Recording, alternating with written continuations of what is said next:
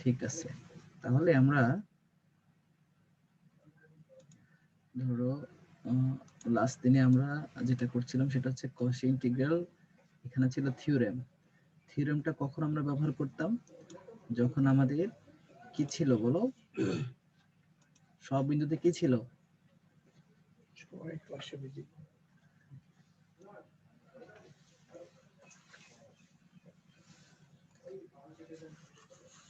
বলো, কস integral theorem কখন ব্যবহার করি আর কস ইন্টিগ্রাল ফর্মুলা কখন ব্যবহার করি? স্যার বৃত্তের ভিতরে যদি থাকে তাহলে স্যার ফর্মুলা ইউজ করব, আর যদি বাইরে থাকে থিওরি ইউজ করব। গুড। তার মানে হচ্ছে বৃত্তের ভিতরে থাকে বলতে আসলে যদি কোনো বৃত্তের ভিতরে কোনো বিন্দুর জন্য যদি ইন্টিগ্রেশনটা আনডিফাইন্ড হয়ে যায়, যে ফাংশন ইন্টিগ্রালটা দেওয়া আছে সেটা যদি আনডিফাইন্ড হয়ে যায় বৃত্তের ভিতরে কোনো বিন্দুর জন্য, তাহলে তো সেখানে আমাদেরকে কস ইন্টিগ্রাল ফর্মুলা ব্যবহার করতে হবে। এখন একটা বিন্দুর জন্য আনডিফাইন্ড হইতে পারে, একাধিক বিন্দুর জন্য আনডিফাইন্ড হইতে পারে। সো ধরো আমি যদি এখানে হরের মধ্যে ধরো লিখে দিলাম z-1 ইনটু ধরো z-2, আর তোমার বৃত্তের ব্যাসার্ধ দিলাম ধরো, আমাকে বৃত্তের ব্যাসার্ধ দিলাম ধরো, এই যে বৃত্তের ব্যাসার্ধ দিয়ে দিলাম ধরো 3। এন্ড তুমি বুঝতে পারছো এই বৃত্তের ব্যাসার্ধ কত? বলো, এটা একটা বৃত্তের সমীকরণ না? Modulus z = 3। জি স্যার। বুঝতে পারছো? মডুলাস অফ z = 3 মানে আসলে আমাদের কত? এই যে root over x² plus y² equals to 3, তার মানে 3²। দেন রুট ওভার তাহলে কত? 3²। এন্ড বৃত্তের ব্যাসার্ধ কত? ধরো একটা মূল বিন্দুগামী একটা ধরো 3 ব্যাসার্ধ আছে। এটা তোমাদেরকে আমি একটু তোমরা একটু খেয়াল করো, একটু বড় দেখো।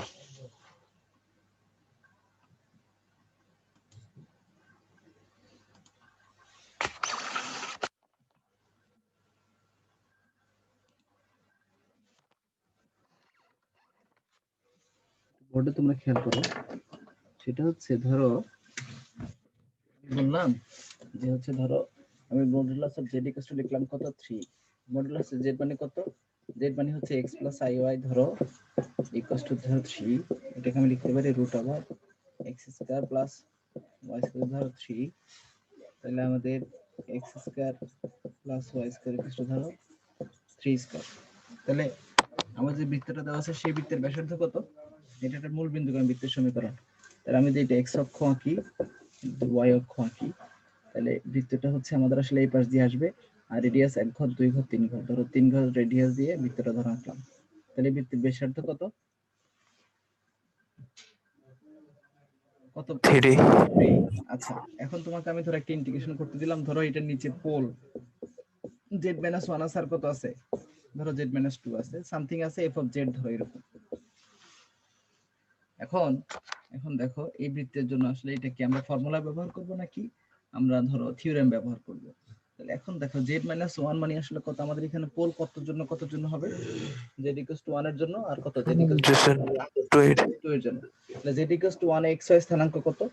z = 1 যদি আমি ভেঙে লিখি x + iy = 1 + i * ধরো 0, এভাবে লিখতে পারি না?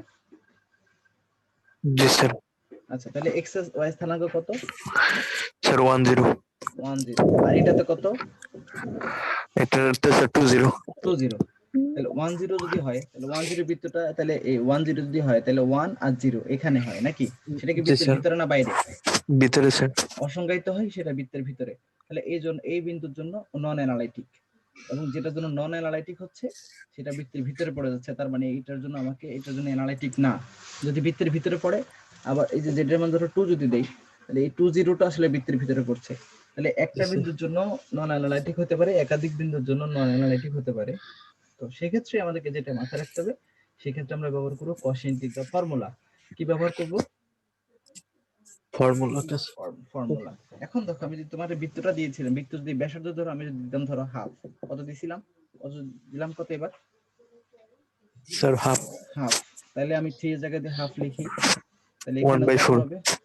1/4 তো আমার দরকার নাই, হাফ দিছি। ব্যাসার্ধ কত আমাদের? হাফ। তাহলে আমাদের যে বৃত্তটা হবে সেই বৃত্তটা আমাদের কত? হাফ।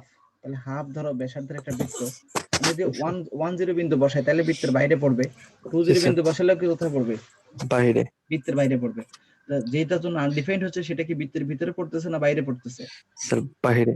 বাইরে পড়লে কস ইন্টিগ্রাল থিওরেম, বাইরে পড়লে কি স্যার থিওরেম হবে, আর ভিতরে বললে স্যার ফর্মুলা। ফর্মুলা হবে। বুঝতে পারছো তোমরা সবাই?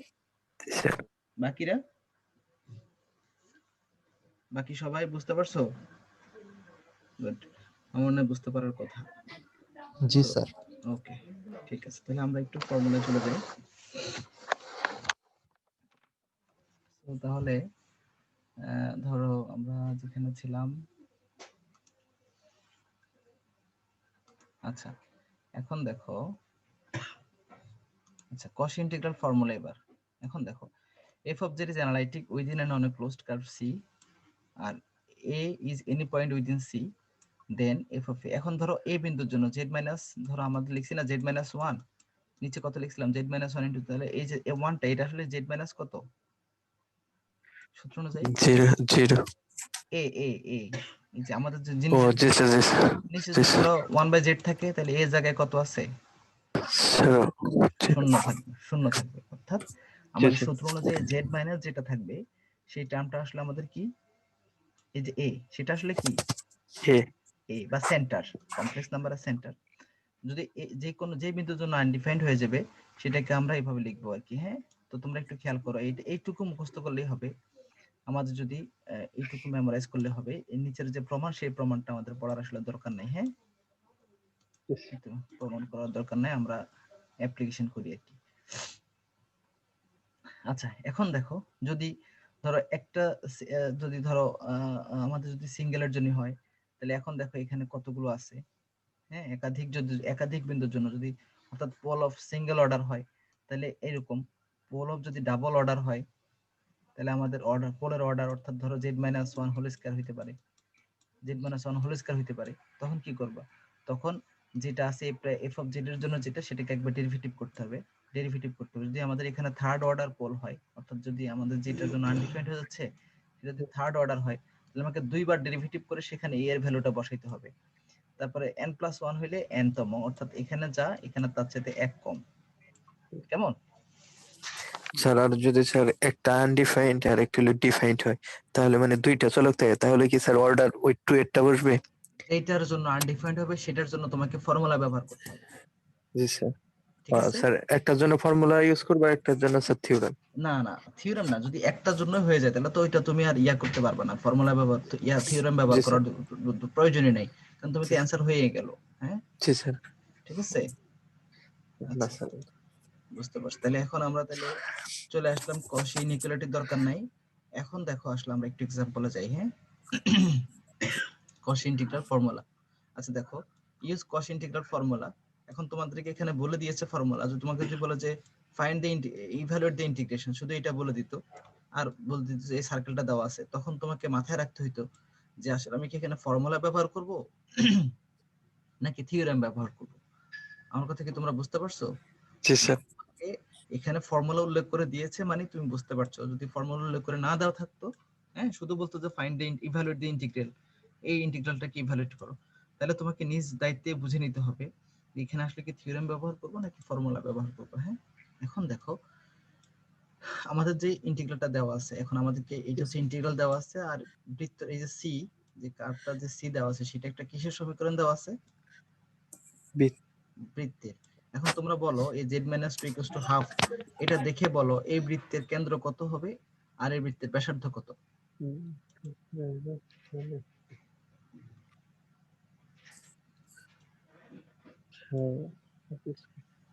বলো এই বৃত্তের কেন্দ্র কত, এই বৃত্তের ব্যাসার্ধ কত? খাতা কলম বের করো। জি স্যার। যেটা জায়গায় কত বসাবো আমরা? যেটার জায়গায় x plus i. I y, সবাই বলো, সবাই দেখো, যেটা জায়গায় কত বসাবো? x প্লাস আই ওয়াই, আর মাইনাস কত 2 আছে, আর কত আছে হাফ। সিম্পল, জাস্ট সব জায়গায় যেটা জায়গায় x প্লাস আই ওয়াই বসাবো। এখন এই মডুলাসের ভিতরে রিয়েল পার্ট কোনটা কোনটা? x আর হলো 2। x minus 2 x আর 2 না, x আর মাইনাস 2। x মাইনাস 2 হচ্ছে ধরো real part, plus i y কি পার্ট? Imaginary part. আচ্ছা, এখন তাহলে x প্লাস iy এর ক্ষেত্রে সূত্রে ফেলতে গেলে এখানে কত লিখবো আমরা এটাকে? কত লিখবো বলো? এখানে x কত? কোনটা? এই মডুলাসের ভিতরে x কত? x minus 2 x minus 2, তাহলে real part whole square plus imaginary part square, আর একটা রুট হবে, সেই রুটটাকে আমি এদিকে না লিখে একবার ওই পাশে হোল স্কয়ার লিখে দিই। জি তাহলে দেখো বৃত্তের কেন্দ্র কত হইলো বলো? Sir half. কিভাবে হাফ? এটা তো ব্যাসার্ধ। কেন্দ্র কত? স্যার কেন্দ্রের সমীকরণ কি? Sir sir x minus h whole square sir plus 2r y minus k whole square equals to r square। তাহলে এখানে মিলাই দেখো x minus ধরো 2 whole square 2 আর plus 0 হবে এটা। y minus 0 whole square equals to half square। তাহলে এখন দেখো বৃত্তের কেন্দ্র কত? 2 0 2,0 আর ব্যাসার্ধ কত? স্যার ব্যাসার্ধ হলো হাফ। হাফ। গুড। তাহলে 2 বিন্দুতে ধরো এটা হচ্ছে আমাদের, ধরো এটা হচ্ছে 2 বিন্দুতে আমাদের 20 বিন্দু, এটা হচ্ছে 20 বিন্দু, এটাকে কেন্দ্র করে একটা কত ব্যাসার্ধের বৃত্ত অঙ্কন করছো? হাফ ব্যাসার্ধ। হাফ ব্যাসার্ধ। এই যে এখান থেকে এখান পর্যন্ত কত একক? এখান থেকে এখানে কয় একক? এক। আর এটার অর্ধেক দিয়ে বৃত্ত আঁকছে মানে কত? কত ব্যাসার্ধ কত? হাফ। হাফ। হাফ না? জি স্যার। আচ্ছা, এখন এই হাফ ব্যাসার্ধের বৃত্ত, এখন দেখো তাহলে পোল কি কি আছে? পোল পাইতে গেলে কি করবা? হর ইকুয়ালস টু কত ধরবা? মানে যেটার জন্য আনডিফাইন্ড হয়, এই ভ্যালুটার মান যদি শূন্য হয় তাহলে তো আনডিফাইন্ড হবে নাকি? জি স্যার। তাহলে এটা যে আনডিফাইন্ড, এটা যদি শূন্য ধরো তাহলে এটাকে সমাধান করলে মিডল টার্ম করলে দেখো যেটার ভ্যালু কত পাচ্ছ? 1 পাচ্ছ আর কত পাচ্ছ? 2 পাচ্ছি অর্থাৎ z - 1 আর কত? 2 z - 2। এটাকে তো উৎপাদকে বিশ্লেষণ করো নাকি? তাহলে z এর ভ্যালু কত পাইলা? 1 পাইলা আর 2 পাইলা। তাহলে z এর ভ্যালু যদি 1 এর জন্য হয়, তাহলে z এর ভ্যালু 1 এর জন্য দেখো, তাহলে z এর ভ্যালু 1 এর জন্য আমাদের x আর y কত? আমরা দেখতে চাই পোলগুলো কোনটা বৃত্তের ভিতরে পড়ে কোনটা বৃত্তের বাইরে পড়ে। 1 প্লাস i ইনটু ধরো 0, তাহলে x আর y স্থানাঙ্ক কত? 1 আর 0 1 0। তাহলে এটা হচ্ছে মূল বিন্দু, এখান থেকে এসে কত? 1 আর 0। এটা কি বৃত্তের ভিতরে পড়ছে? না স্যার। না তাহলে স্যার। এটার জন্য cos ইন্টিগ্রাল ফর্মুলা ব্যবহার করা যাবে? যাবে নাকি থিওরেম ব্যবহার করতে হবে? স্যার থিওরেম ব্যবহার করতে হবে। কথা ঠিক, কারণ হচ্ছে আমাদের এই 1 0 কি বৃত্তের ভিতরে পড়তেছে নাকি বৃত্তের বাইরে? বাইরে। বাইরে স্যার। এবার দেখো z ইকুয়াল টু কত? আরেকটা বিন্দু কত আছে? 2 z ইকুয়াল টু 2 তে তাহলে আমাদের x y স্থানাঙ্ক কত?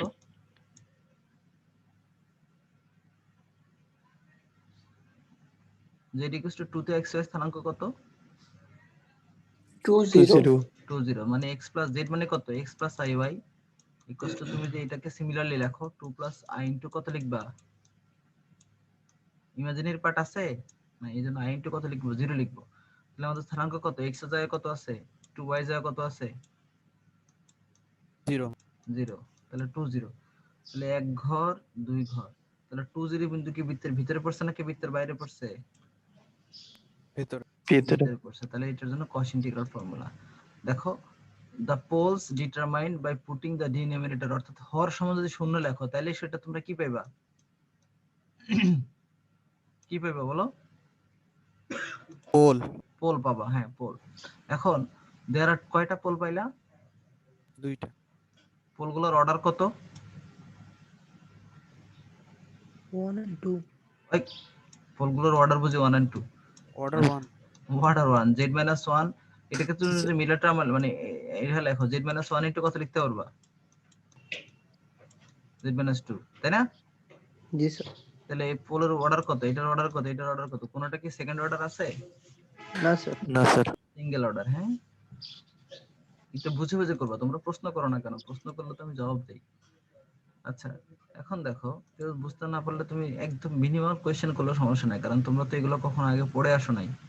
তোমাদের যার যত প্রশ্ন থাকবে বলবো, আমি উত্তর দিব, অসুবিধা নেই। তবু তোমরা বোঝার স্যার চেষ্টা করো। হ্যাঁ বলো।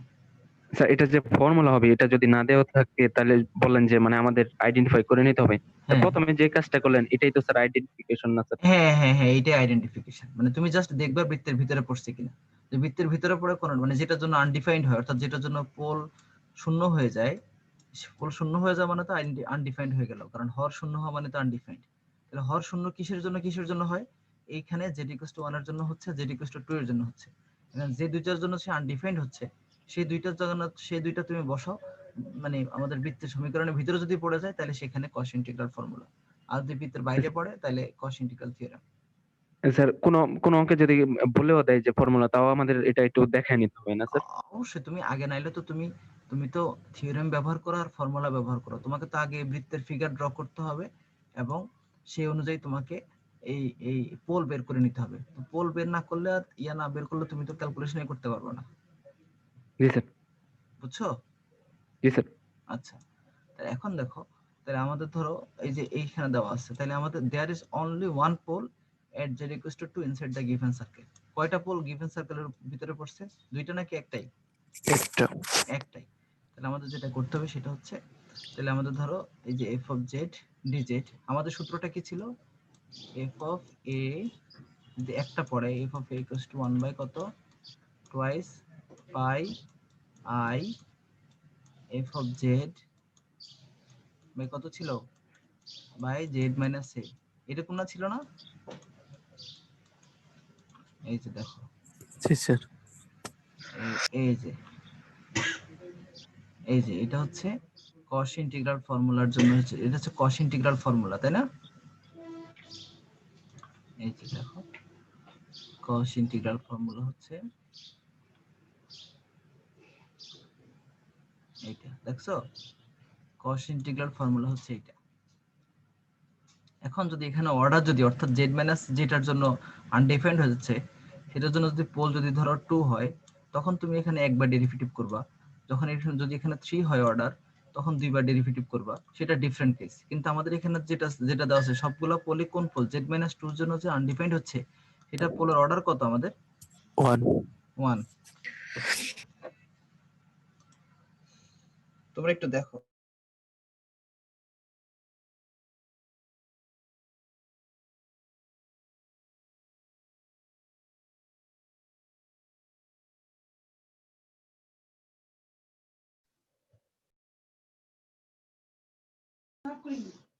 স্যার আসসালামু আলাইকুম।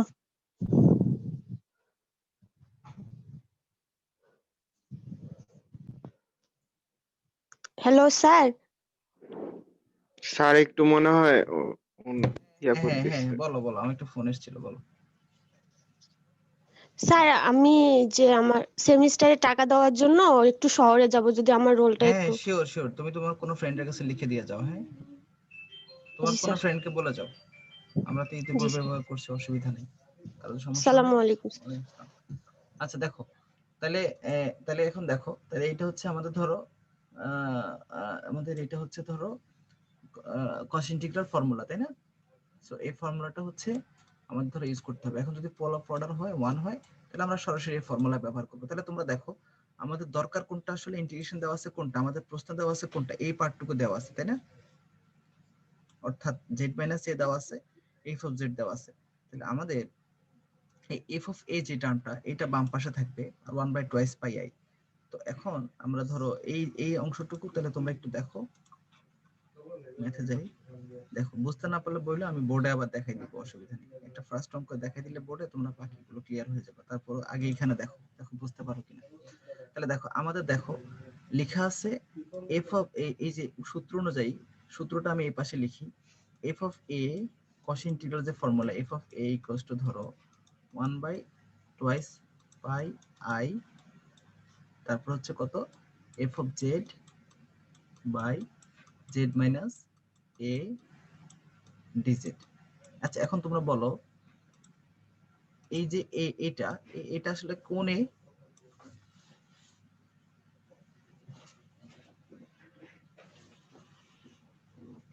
সবাইকে আমাকে শুনতে পাচ্ছ? হ্যালো, জি স্যার শোনা যাচ্ছে। আচ্ছা বলো, এই যে এ আমাদের এটা কোন এ?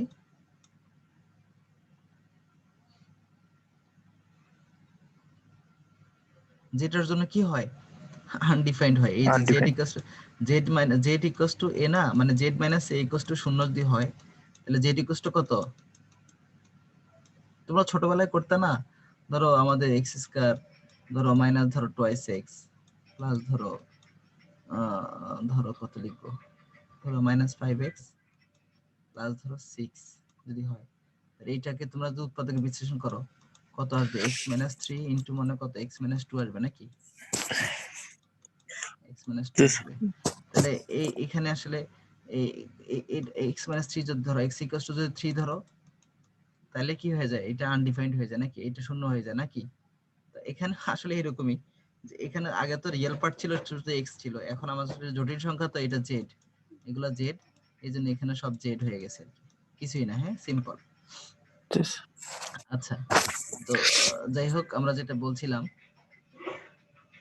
এই যে জেড নিচে যেটা জেড মাইনাস এ লেখা আছে, এটা আসলে আমাদের এই অঙ্কের বেলায় কত? জেড মাইনাস কত, কতর Sir, জন্য one, তুমি করতে এই one, 1 two, আর 2, 1 আর 2, কিন্তু আমাদের 1 এর জন্য তো আনডিফাইন্ড হচ্ছে না, হচ্ছে শুধু কতর জন্য? 2 এর জন্য। তাহলে জেড মাইনাস এ ধরো, এই জায়গায় আমি কত লিখবো? 2. 2। এখন দেখো, আমাদের এই যে ইন্টিগ্রেশনে কি ছিল? ইন্টিগ্রেশনে ছিল জেড বাই এই নিচে যেটা, এটাকে উৎপাদকে করলে কত হয়? জেড মাইনাস 1 ইনটু কত?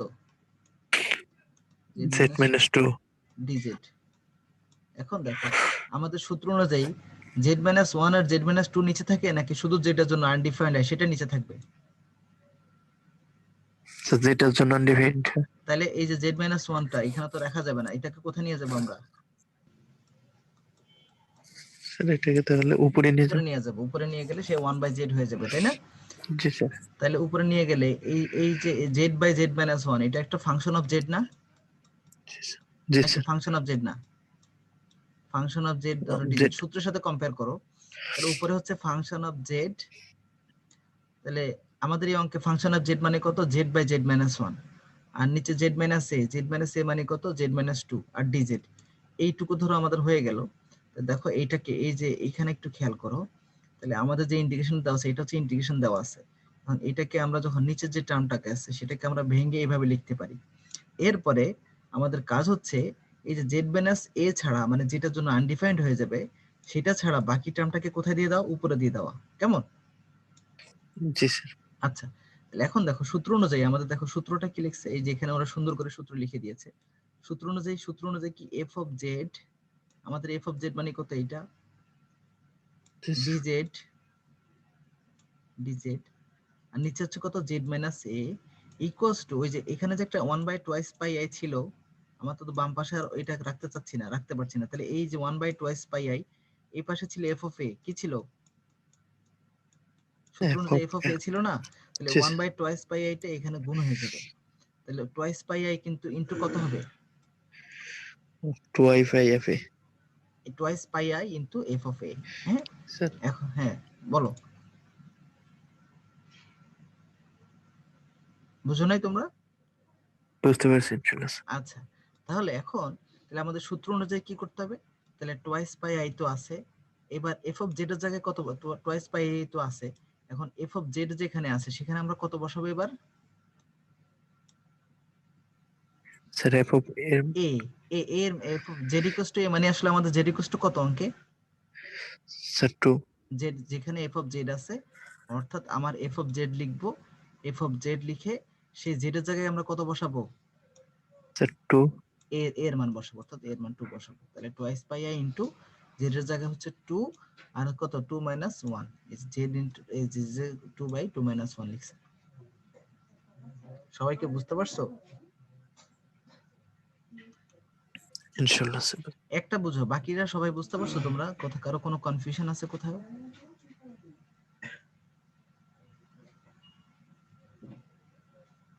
বুঝছো সবাই? আচ্ছা ঠিক আছে, তাহলে আরেকটা করি, আমরা আরেকটা করি, তাহলে আবার বুঝবো, অসুবিধা নাই। আচ্ছা দেখো, তাহলে एग्जांपल 23 দেখো use কশি integral formula to calculate. তাহলে আমাদের ধরো এটা দেওয়া আছে আর বৃত্তের সমীকরণ দেওয়া আছে কত, half. Half z equals modulus of z equals to half, মানে এটা বৃত্তের সমীকরণ। এটা কেমন কেমন বৃত্তের সমীকরণ হবে? এর কেন্দ্র কত আর ব্যাসার্ধ কত? স্যার ব্যাসার্ধ হলো 0 0, এক ব্যাসার্ধ সরি স্যার, স্যার কেন্দ্র 0 0 আর ব্যাসার্ধ স্যার হাফ। হাফ, অর্থাৎ কেন্দ্র 0 0 কিভাবে হয়? Modulus of z equals to half দেওয়া আছে। তাহলে যেটা জায়গায় তোমরা কত বসাবা? যেটা জায়গায় কত বসাবা?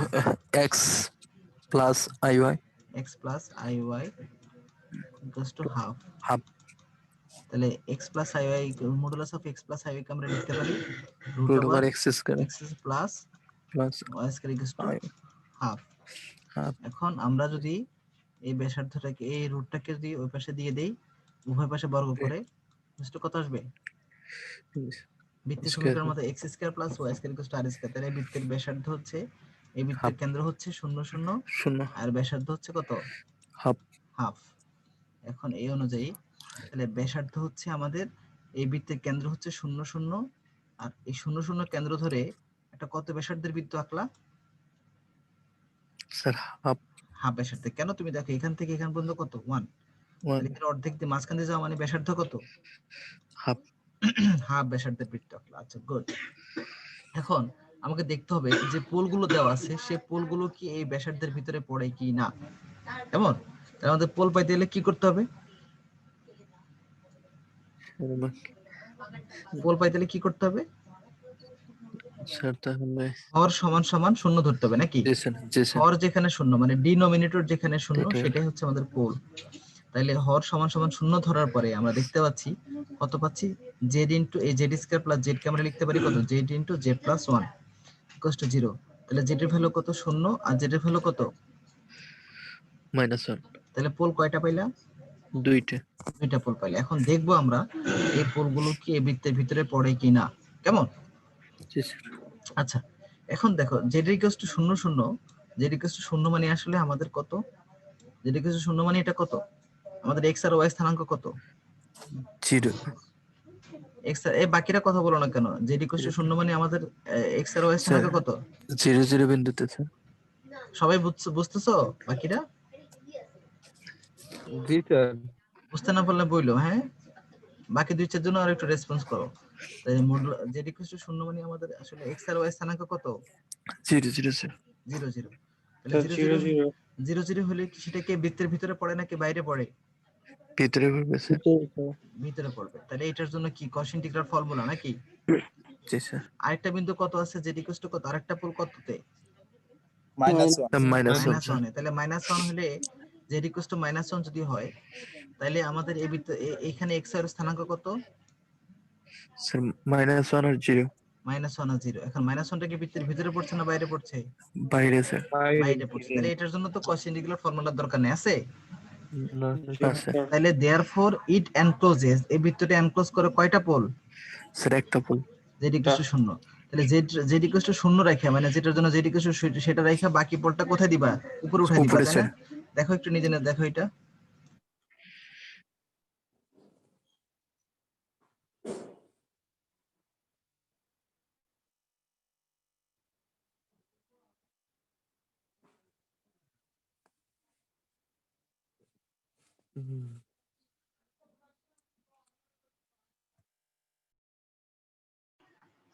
স্যার এটা উপরে উঠাই দিল কিভাবে? বুঝি নাই, বলো। 2z plus 1 divided by z plus 1। ওই যে আমাদের জন্য z কোনটার জন্য আনডিফাইন্ড হচ্ছে? z minus a।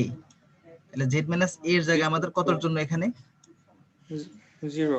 0। তাহলে আর যেটা আছে যেটার জন্য আনডিফাইন্ড নাই সেটাকে তুমি ভিতর নিচে রাখবা। ও জি স্যার। সেটা তো উপরে উঠে দিতে হবে। উপরে উঠাই দিতে হবে। হ্যাঁ। জি স্যার করছি। তাহলে এবার তাহলে f of z dz ভাগ z minus a equals to কত? Twice pi i into f of a। তাহলে f of a কোথায় পাবা? f of z যেখানে আছে সেখানে z ইকুয়ালস টু যদি তুমি a বসাই দাও তাহলে তো সেটা কি পেয়ে যাবা? f of z লিখে সেখানে z ইকুয়ালস টু কত লিখবা? আচ্ছা 0 z equals to a, z equals to a মানে আমাদের কত? 0 স্যার এ তো স্যার আনডিফাইন্ড এর জন্য মানে z ইকুয়াল টু 0 বসাতে হবে। হ্যাঁ undefined z equals to a বসাবা, তাহলে আমাদের a কত? অর্থাৎ আমাদের যেখানে f of a আছে না, এখন তুমি f of a কই পাবা? সূত্র অনুযায়ী এখানে f of a না, তাহলে f of z যেখানে, সেখানে যদি z equals to a বসাইতে পারো, তাইলে তো আমাদের ধরো f of z আমাদের কত? এই যে 2z plus 1 by z plus 1, সেখানে z এর মান কত বসাইবা? a বসাইলে তাইলে তো তুমি কি পাবা?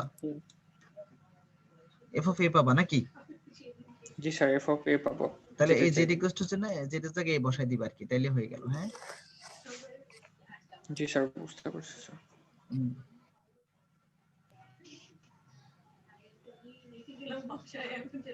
তাহলে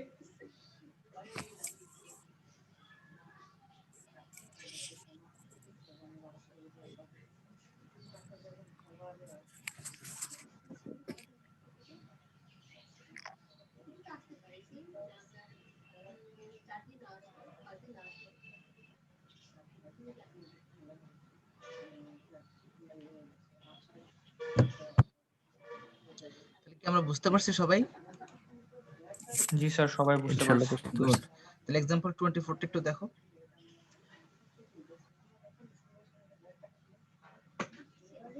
24 টা একটু তোমরা দেখো। তাহলে এখানে পোল যে সিম্পল পোল লিখছে, কেন লিখছে? কারণ পোলের অর্ডার কত? 1 হলে তাকে কি বলা হয়? পোলার অর্ডার হলে তাকে 1 হলে ফার্স্ট তাকে অর্ডার হ্যাঁ, ফার্স্ট অর্ডার তাকে সিম্পল পোল বলা হয়। সিম্পল সিম্পল অর্ডার বলা হয়। হ্যাঁ সিম্পল অর্ডার বা সিম্পল পোল বলা হয়।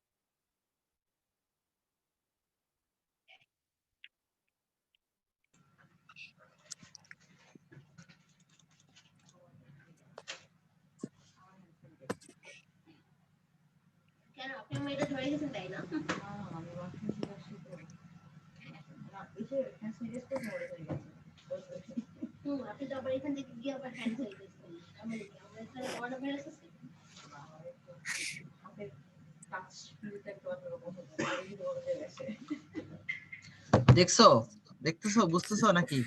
জি স্যার বুঝতে পারছি। সবাই বুঝতে পারছো কোনটার জন্য আনডিফাইন্ড হচ্ছে, কোনটার জন্য আনডিফাইন্ড হচ্ছে না, সেটা বুঝতে পারছো? জি স্যার। প্রথম কাজ কি?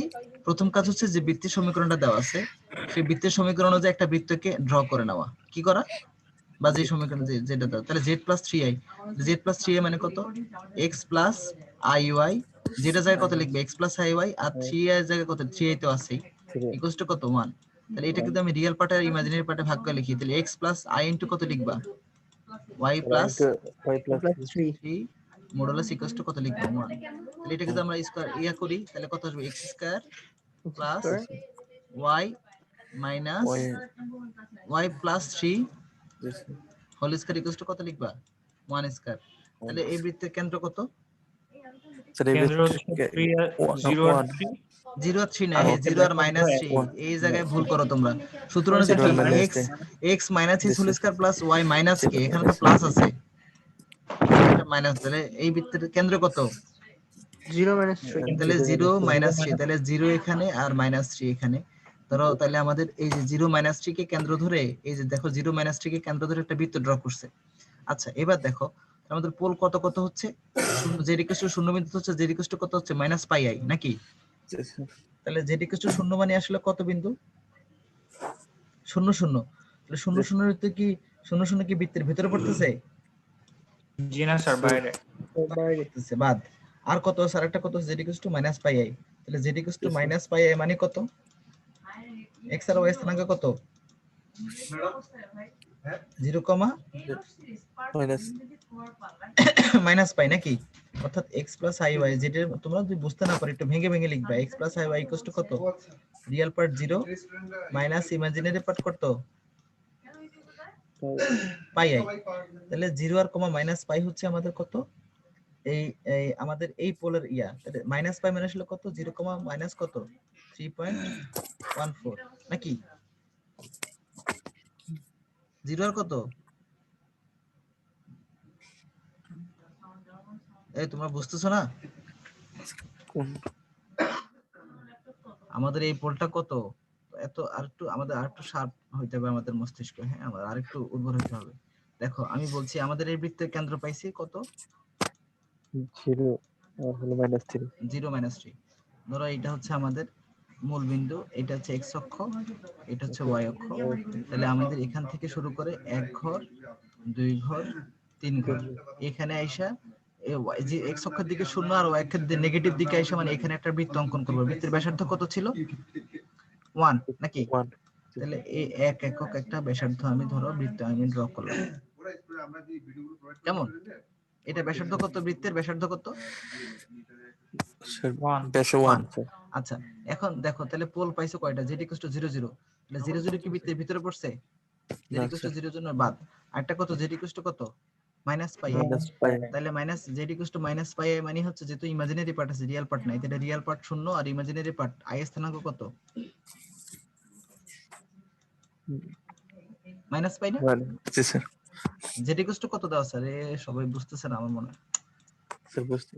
z = মাইনাস পাই আই, তা তুমি লেখো না x + i, এতবার একটা জিনিস লেখাচ্ছি তাও x আর y স্থানাঙ্ক কেন বলতে পারছো না? তাহলে x এর স্থানাঙ্ক এখানে কত, রিয়েল পার্ট আছে না স্যার তাহলে 0, 0।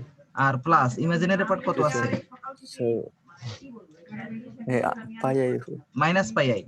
তাহলে সূত্র অনুযায়ী x প্লাস এই প্লাস তো আছে, আর এখানে কত আছে, মাইনাস পাই আই। তাহলে মাইনাস পাই, তাহলে রিয়েল পার্টের জায়গায় কত আছে, x এর স্থানাঙ্ক কত 0, আর y এর জায়গায় কত আছে পাই। মাইনাস পাই, পাই। মাইনাস পাই। তাহলে মাইনাস পাই মানে আসলে 0 0 কমা কত মাইনাস 3.14। তাহলে আমাদের এই 0 কমা এই যে ধরো x এর জায়গায় ধরো 0 আসলাম আর y এর জায়গায় কত আসলাম 3.14 বলতে আসলে কোথায় আসে, এখানে আসে না? জি স্যার। মানে এটা তো এখান থেকে এখানে 1 একক, মানে এইটা হচ্ছে 4 একক। তাহলে 3.14 মানে হচ্ছে 3 আর 4 এর মাঝখানে মধ্যে পড়তেছে কিনা?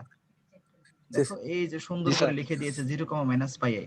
তাহলে 0 মাইনাস পাই আই এর জন্য অর্থাৎ এই z = মাইনাস পাই আই পোলটা কোথায় পড়ে, স্যার সার্কেলের ভিতরে। সার্কেলের ভিতরে পড়ে। এই তো তুমি এটা বুঝতেছো না কেন? বুঝতে পারছি স্যার, কেন্দ্র পর্যন্ত তো 3, হ্যাঁ মানে জি স্যার, আর 3 একটু সামনে যাবে পাই যেহেতু 3.1416, এটা সেই জন্য স্যার এটা কেন্দ্রের ভিতরে পড়বে। স্যার ফার্স্টে ওই পাইটা তো ধরছিলাম স্যার 180 ডিগ্রি, ওইটা মানে খেয়াল করছিলাম এই জন্য স্যার ভালো লাগছে। ঠিক আছে।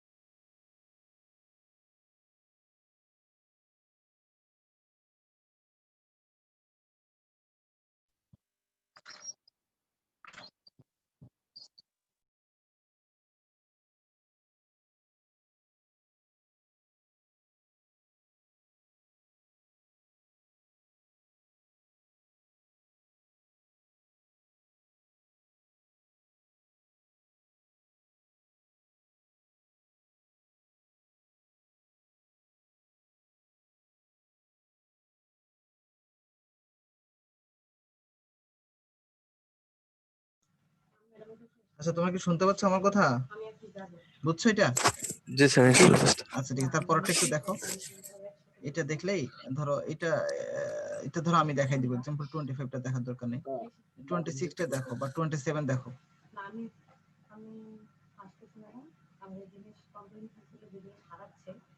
26 27 দেখো, 26 27 টু দেখো।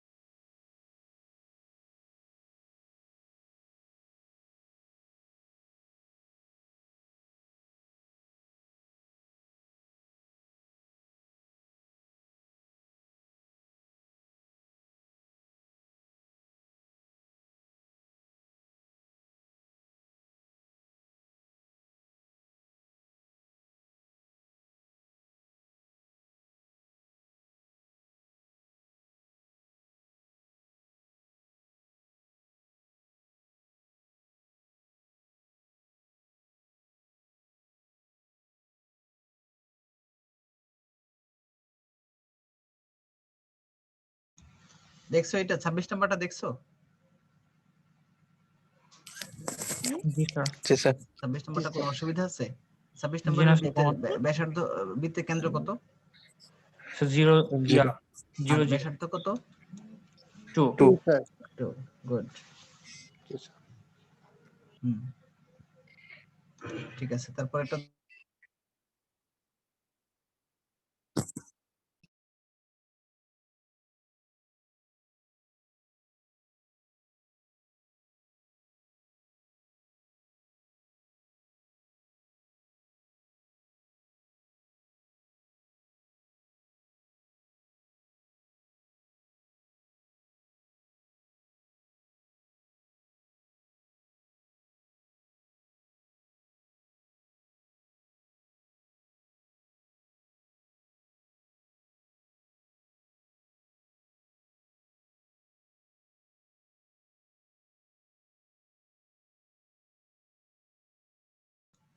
আচ্ছা দেখছো 27 নাম্বারটা দেখছো? জি স্যার, দেখতেছি স্যার। জি স্যার। হ্যাঁ দেখো 27 নম্বর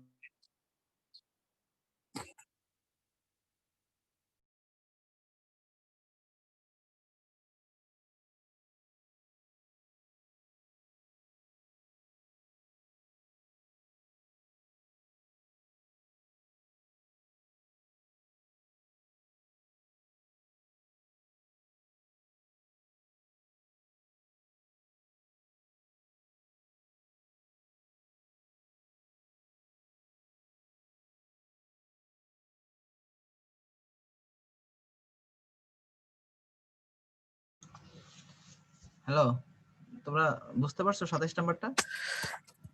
জি স্যার। দেখছি। জি স্যার, যেহেতু ইয়াটা 1 নম্বরটা ওটার ভিতরে পড়তেছে, হ্যাঁ এটা জেড মাইনাস, না, অন্যটা আর কি উপরে নিতে হবে, ওইটা আর কি আনডিফাইন্ড হয়ে যাবে নিচে রাখলে। হ্যাঁ হ্যাঁ হ্যাঁ তাহলে দেখো, এই যে দেখো আনডিফাইন্ড হচ্ছে কার জন্য আসলে? z - 1 এর জন্য নাকি? z - 1 রেখা তাহলে z - 4 টা উপরে নিয়ে যাবা। জি স্যার। তাহলে এরপরে হচ্ছে f of z এর জায়গায় কত লিখে দিবা? twice pi I into f of a। এখন f of a কই পাবে তুমি? z এর মান যদি তুমি a বসাই দাও তাহলে তো f of z এর জায়গায় কত বসাই, যদি z = a বসাও তাহলে f of a পাবা, তাই না? সো বাকি তাহলে এগুলো তোমরা একটু দেখে নিবা শীটে। হ্যাঁ সেম সবগুলো একই, কোনো পার্থক্য নাই। জি স্যার। দেখে নিও। আর হচ্ছে যদি কোথাও সমস্যা হয় নেক্সট ক্লাসে আমাকে জানাইও। হ্যাঁ ঠিক আছে। জি তাহলে আজকে আমরা এ পর্যন্তই থাকি, অ্যাটেন্ডেন্স কল করি না। জি স্যার।